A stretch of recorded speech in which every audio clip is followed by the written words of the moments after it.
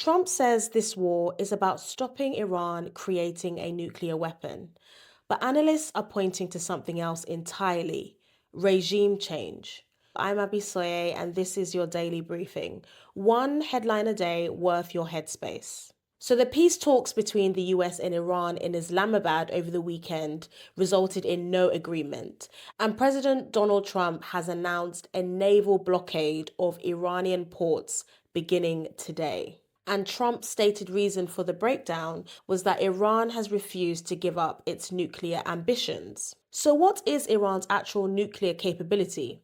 Well, Iran has been enriching uranium to 60% since 2021, and for it to be weapons grade, it requires it to be 90%. And in a joint statement to the International Atomic Energy Agency last month, France, Germany, and the UK said Iran remains the only country without nuclear weapons to have produced uranium enriched to that level, and that there was no credible civilian justification for it. Iran has maintained that its nuclear program is for peaceful purposes and has consistently denied seeking nuclear weapons. As a signatory to the Nuclear Non-Proliferation Treaty, it has the right to enrich uranium for civilian use, but not to weaponize it. In June last year, the US and Israel struck all three of Iran's uranium enrichment plants, and Trump said the nuclear program had been eliminated. But the enriched uranium stockpile, buried under rubble, remains unaccounted for.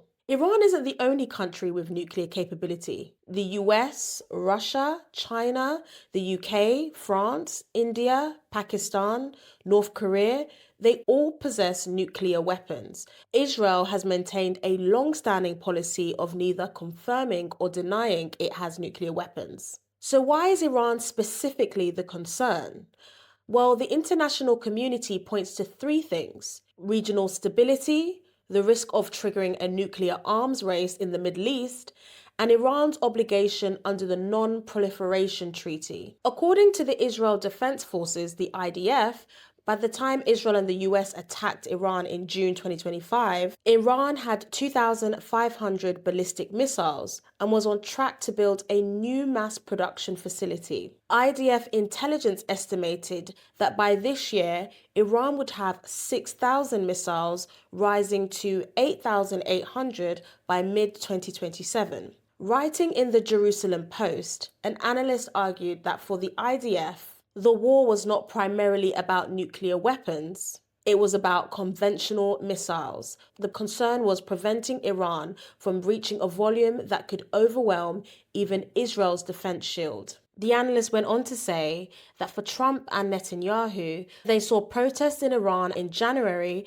and believed it could be an opportunity for regime change. And when that proved harder than expected, he said that nuclear concessions became the stated focus. So after talks collapsed this weekend, US Central Command announced a blockade of all ships entering or leaving Iranian ports beginning today. Trump also said the US Navy would intersect every vessel in international waters that had paid a toll to Iran and would begin destroying mines Iran had laid in the strait. A former senior Pentagon official has said that Trump wants a quick fix. The reality is this mission is difficult to execute alone and likely unsustainable over the medium to long term. The Strait of Hormuz is the choke point through which about 20% of the world's oil and gas passes. The countries most dependent on it, so China, India, Japan, South Korea, and much of Europe,